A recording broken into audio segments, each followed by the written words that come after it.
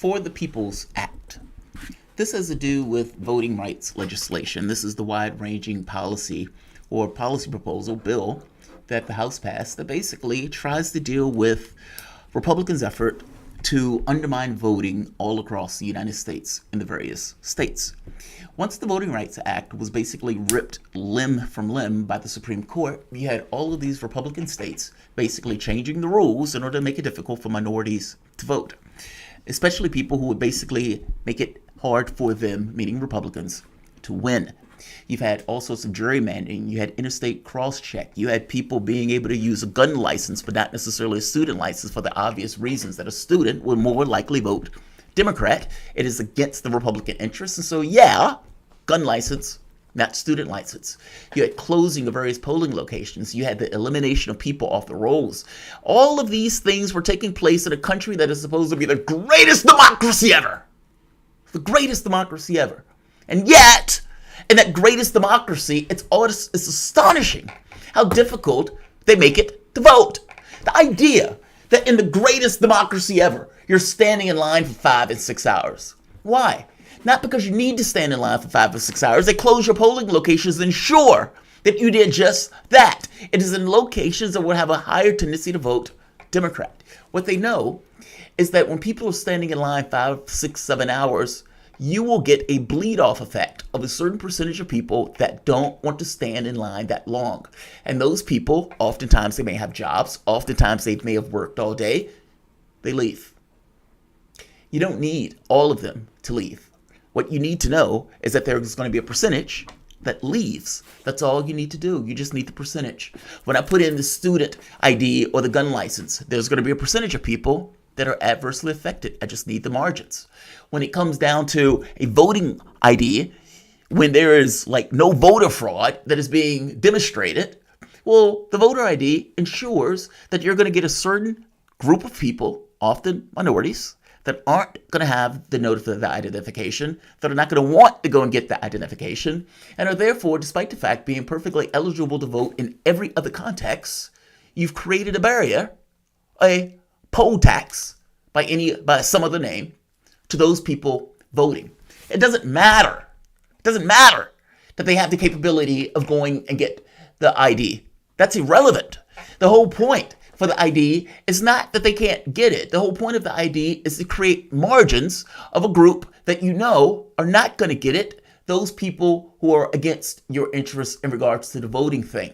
My point here is that the ID was there in order to make voting difficult, not to make it more secure. There's a difference in those things. They haven't been able to demonstrate this voter fraud that's all over the place. No, the voter fraud is the thing that they use in order to create a justification for an item that seems unnecessary. And by the way, if you want to go with the voter ID thing, I wouldn't necessarily be against it if you got it at the point of birth and you had it for the entirety of your life. You got it for free, or it was mailed to you, and each and every individual in this particular country with a social security number got one. No issue. But that's not why it's there. And that's not what tends to happen.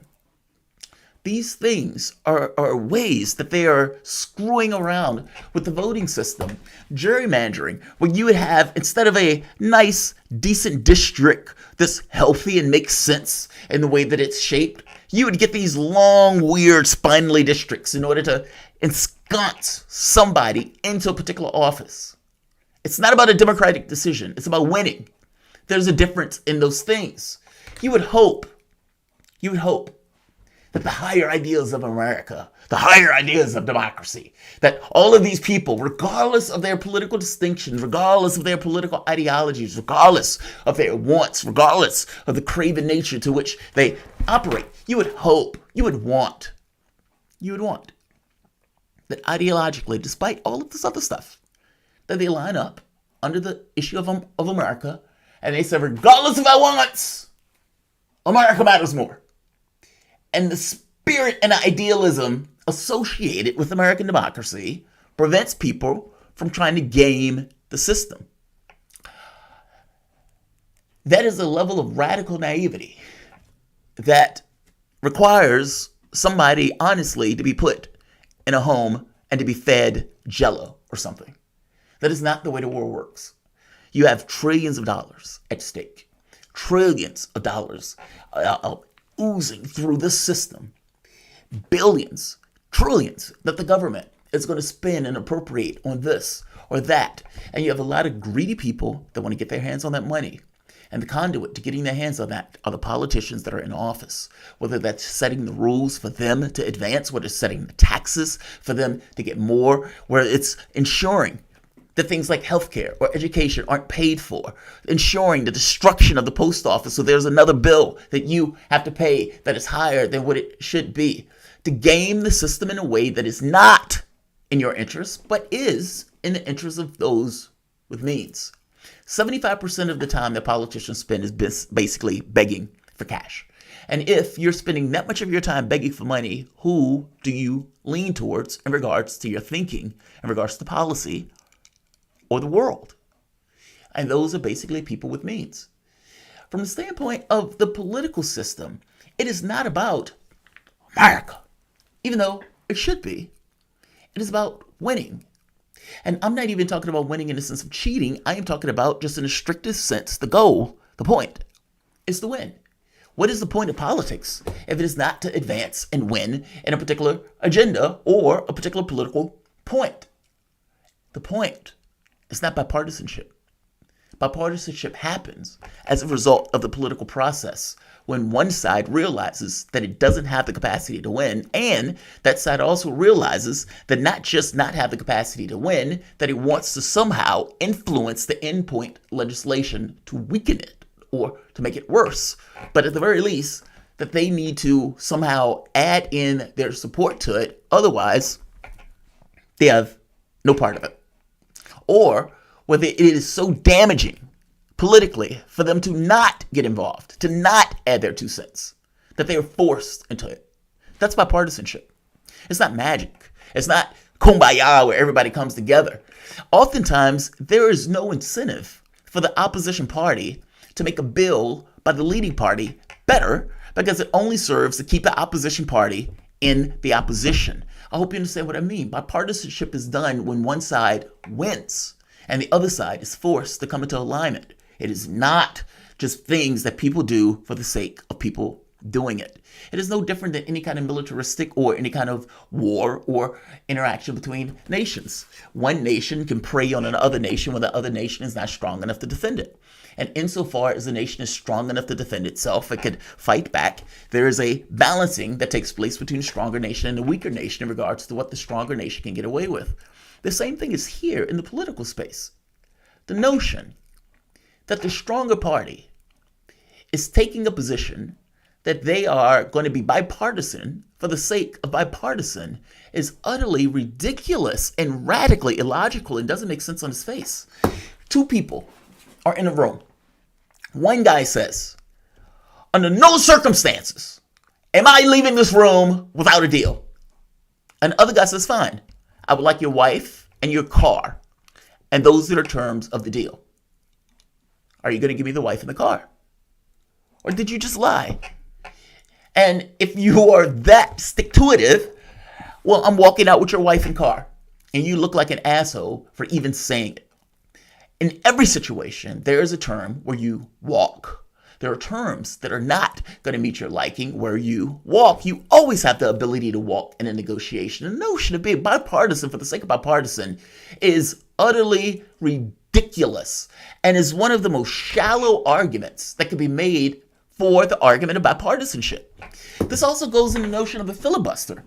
The idea that the filibuster should be because a filibuster is nonsense. Just because a thing exists, existence in and of itself doesn't justify existence.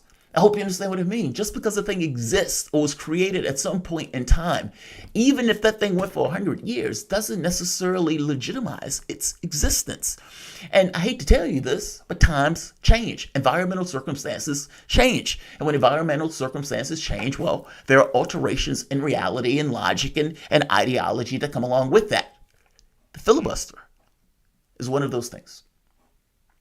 Kyrsten Sinema has, in, Washington Post, democracy dies in the darkness. Democracy dies in the darkness. On June 21st, 2021, 8:31 p.m., 8:31 is my birthday, wrote a ridiculous op-ed trying to explain her opposition to the filibuster and her association with bipartisanship. This op-ed is one of the stupidest reads, and yet I recommend you read it to get an idea on how shallow and out of just nonsense that these guys are working off. This is wrong in principle and in practice. And honestly, ideology or reality does not in any way care about your ideology. And I'm not even entirely sure this is ideology, short of people putting money in your pocket that don't necessarily want these rules to change. You must understand, a fight about the filibuster, before I get into the basic argument, a fight about the filibuster for many of the Democrats is not just a fight about the filibuster. It's a fight about whether or not you want to get things done and whether or not you want to have an excuse to not getting things done. It is easy to be the 54th Democrat to say, yes, I support this, knowing that there's going to be one or two Republicans that say they don't, which allows it to be killed, where you still get credit for supporting something that you knew full well was never going to pass. It is a different animal when you only need 51 votes and people realize how shallow, weak, and pathetic the Democratic Party is and how the Republican Party wasn't the excuse all along. The filibuster is a crutch. The filibuster is the thing where you say, hold me back, don't hold me back, because if you didn't hold me back, I would go after you. It's that. Getting rid of it is what needs to take place. You have parliaments all around the world that get along perfectly fine without no ridiculous gimmick of a filibuster to basically block and stop legislation from getting accomplished. 600,000 people have dropped dead, and these people are acting as if this is politics as usual. It is not. It is not. Your argument against the filibuster is basically going to be the thing that loses you either the House or the Senate, and not just the House or the Senate, seats all across the United States as Republicans put through one voter rights bill or one bill after the next that makes it that much more difficult for people to vote. You and people like you are going to make it that much more difficult for your own party to get elected, and in some level going to relegate you to irrelevance as voting laws in the various states change to ensure that Republicans have a much better chance of getting elected. Congratulations. You're wrong in principle and in practice, especially if what you are doing are disadvantaging you, your party, and the capability of getting elected. The only thing that's real is cause and effect. And if what you're doing is going to have an effect that screws you over later on, then your argument on its face in principle and practice is wrong.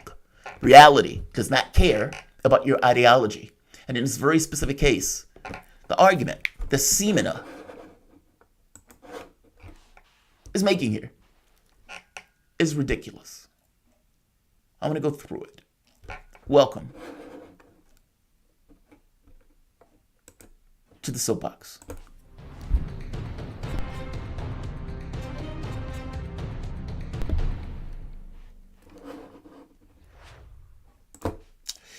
My name is Jamarl Thomas. This is Progressive Soapbox. Guys, if you dig this content, please like, share, and subscribe. You can always support this content through PayPal or Patreon. This content is brought to you by you, and I appreciate you allowing me to do it. I'm not going to keep this video long. I'm annoyed. I'm annoyed not just for this, but I'm annoyed for something else, but it's probably translating. She is basically arguing that we should have lasting results. Lasting results. And the only way to have lasting results is to work in a bipartisanship fashion. Now, the Republican Party during Obama pledged unyielding opposition. This was with Newt Gingrich. This was all these guys sitting there. And things that the Republican Party had backed during that time period, they were all of a sudden against. Even things like raising the debt ceiling and using any and every opportunity to basically gum up the works, to make it that much more difficult, to make it government doesn't work in order to get back in office. And they did. They were able to take the House, the Senate, and eventually the presidency, leaving the Democratic Party basically wiped. Not just there, but all throughout the United States in governorships and Congress. This was a playbook that was effectively used under Obama. Unyielding opposition. Biden gets in office. Is Kyrsten Sinema that dense of a person? Well, she didn't remember that. And even if you want to say that's old news, what about the January 6th Commission? You had Republicans and Democrats come together in order to come up with basically a split in regards to who was going to be in charge of that particular commission. Republicans had veto authority all the way down, bipartisan. There is no meaning that thing was as bipartisan can get. And an argument can be made that, look, the issue was not necessarily whether the vehicle was bipartisan, it was whether that vehicle just in and of itself, in its operation, was going to be a benefit to Democrats. Well, you should have thought about that before the putsch attempt against the Capitol.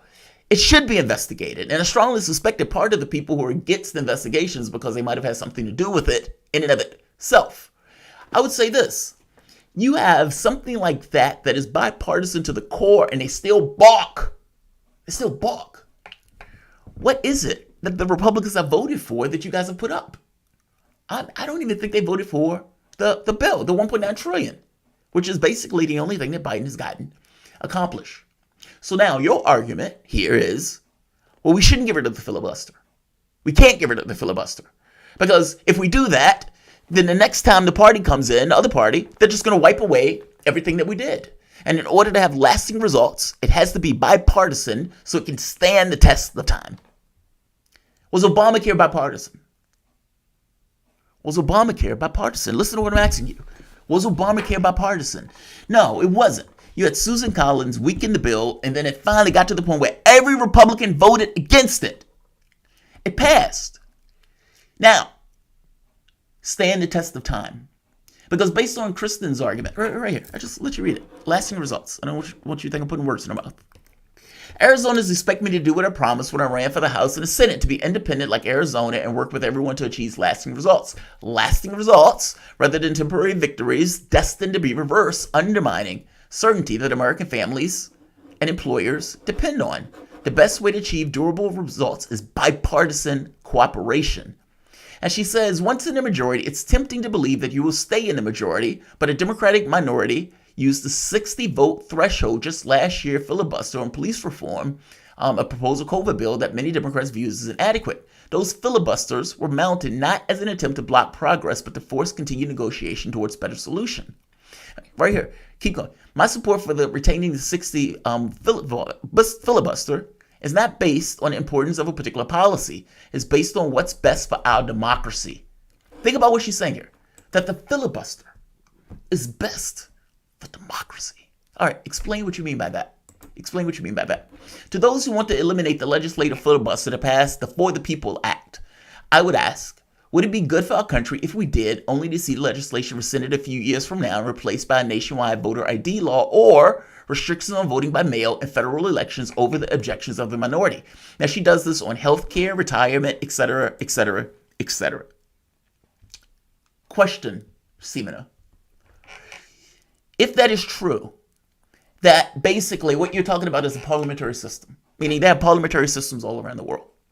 And what I mean by parliamentary systems, the UK, Germany, Israel. To be very clear, if those parliamentary systems had a government like the United States, they would dissolve itself to try to form another government that can actually get something done. Israel had to dissolve its government 5 times because it couldn't come up with a governing majority.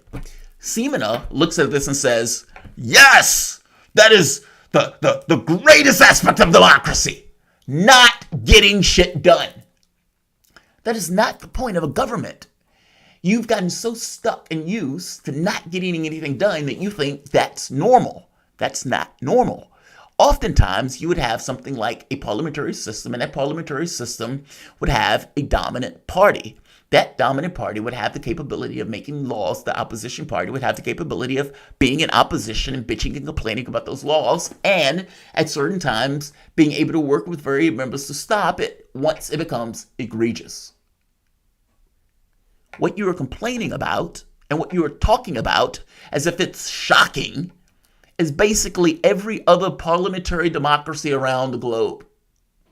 If those parliamentary democracies ends up with the ossification, with a weakness and an inability to get anything done, like the Senate and the House and our government, they would have dissolved themselves long ago and would have done so multiple times. If you were right, then Obamacare shouldn't exist.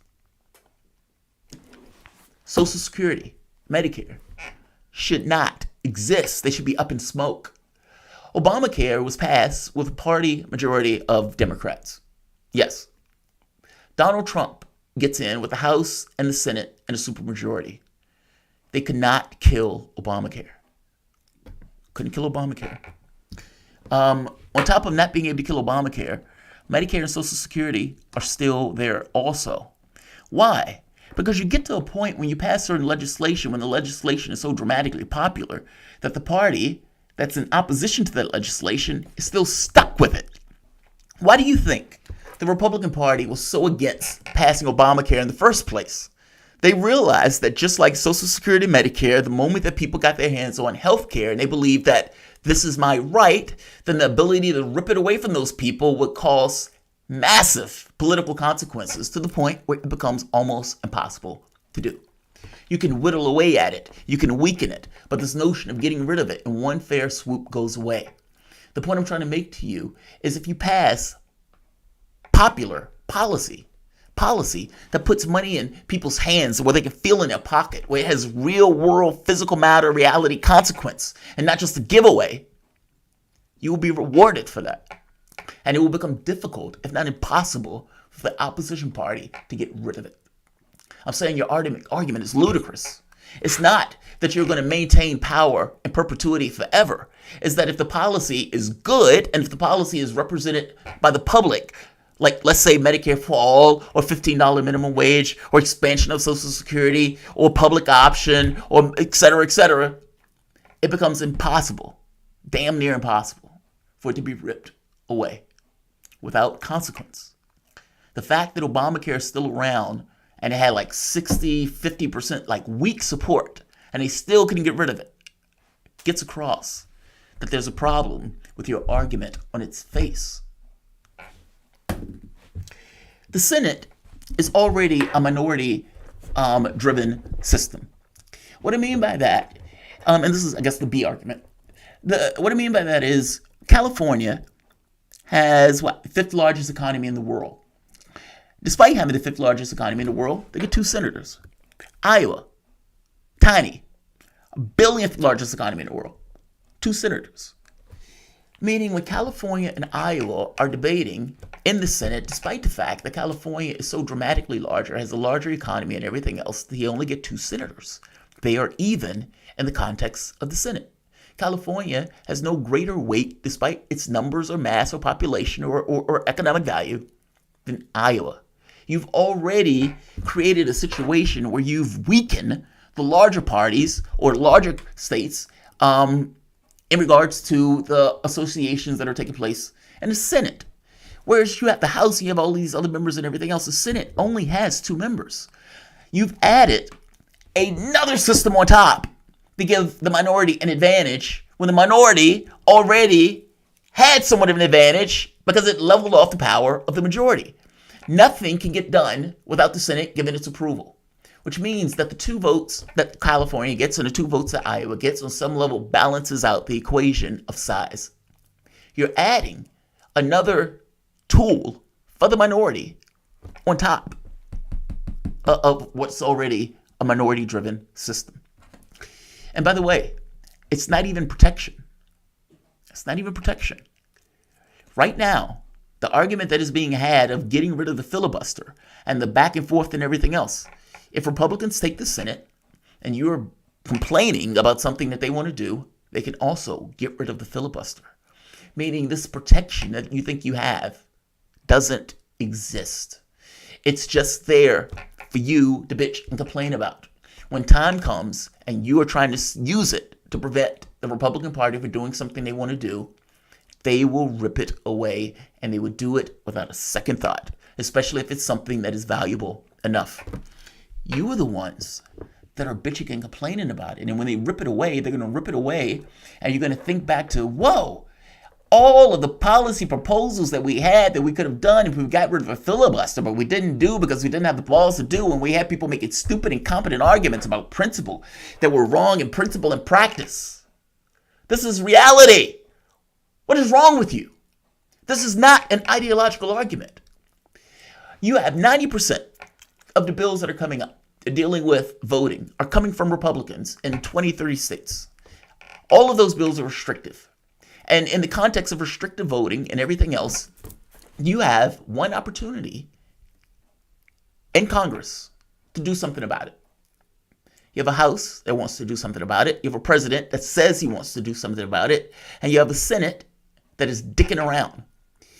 This Senate is going to be directly responsible for Joe Biden losing either the House or the Senate or both, at which point this presidency is over. Now, I've argued this presidency was over when he didn't pass the $15 an hour minimum wage because it gave you a clear idea on where Joe Biden's head was, or basically the lack of energy, drive, capability to explain or push a particular point of view. And as such, it's the canary in the coal mine. If you can't get that done when you actually have the power to do it, the things that you don't have the power to do, you damn sure aren't going to get done. If you don't have the drive, the capability of doing what's necessary to deliver for the American public, then you shouldn't be in Congress. And this is a waste. And the argument that Sinema here is making is utterly nonsense. It's a shallow argument that's in our head that doesn't necessarily apply to the real world phenomena, either governance, politics, or this notion of trying to get things accomplished and to deliver for the population. For God's sake, 600,000 people have lost their lives. And you're sitting here arguing about ideological principle. And I don't even believe it's ideological principle. I believe that there are various people who are putting money in various members' pockets that are saying, don't get rid of the filibuster. If you get rid of the filibuster, there will be an expectation of you to get things done.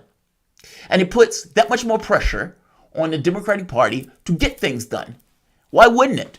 If you had a 51 vote threshold as opposed to a 60 vote threshold, yeah, the expectation would be it is easier to get things done because you get to get it done with a up-down vote. Do Democrats want that? Is that what they want? Are the people who are putting money in Democrats' pocket, do they want that?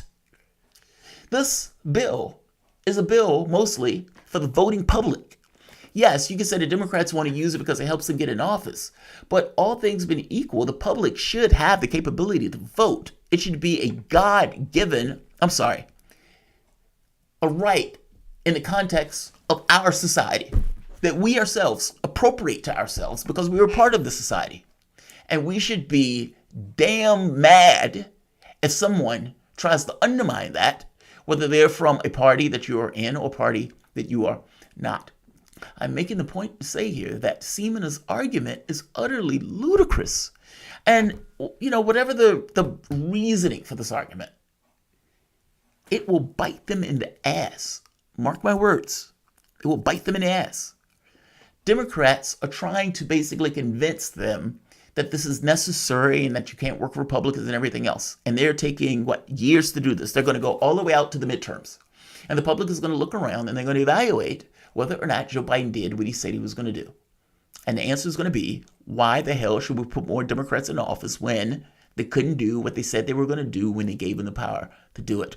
And these stupid little arguments and op-eds that they are putting out to try to justify inaction, to justify incompetence or not getting anything done. Like I said, if this was a parliamentary system, she's basically saying that parliamentary systems around the world don't work. And they would look at you and say, you've lost your goddamn mind.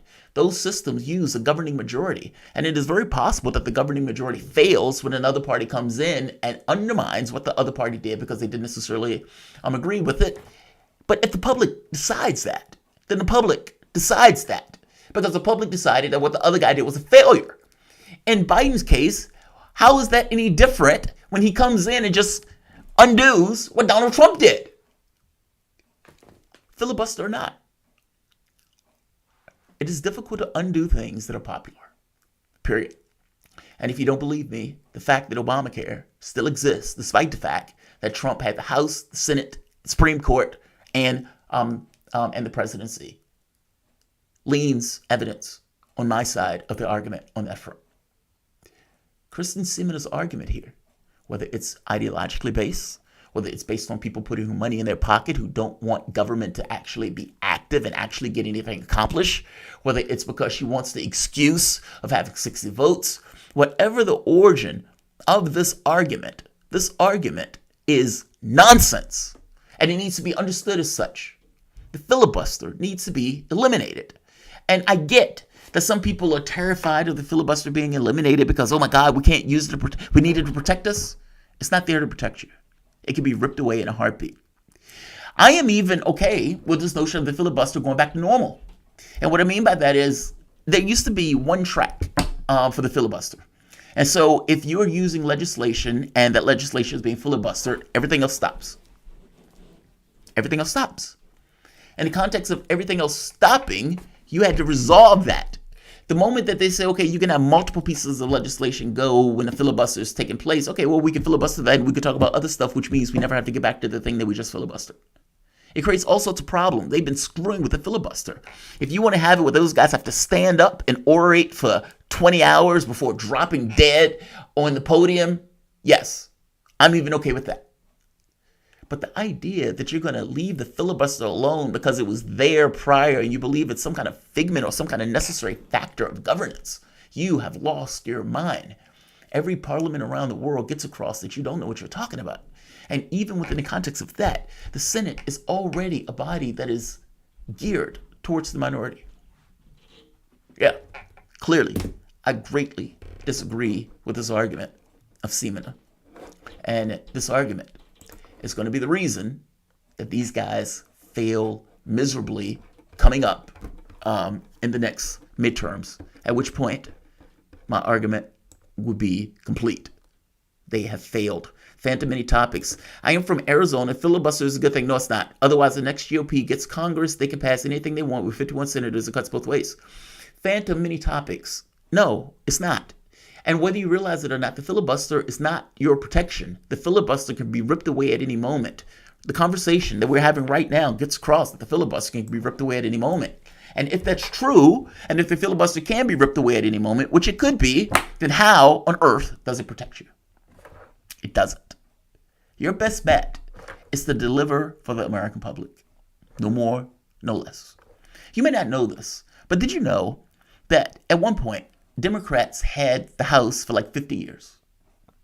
50 years. It wasn't believed that the Republicans was ever going to basically take the House. I think the Republicans took it maybe twice out of the 50 years.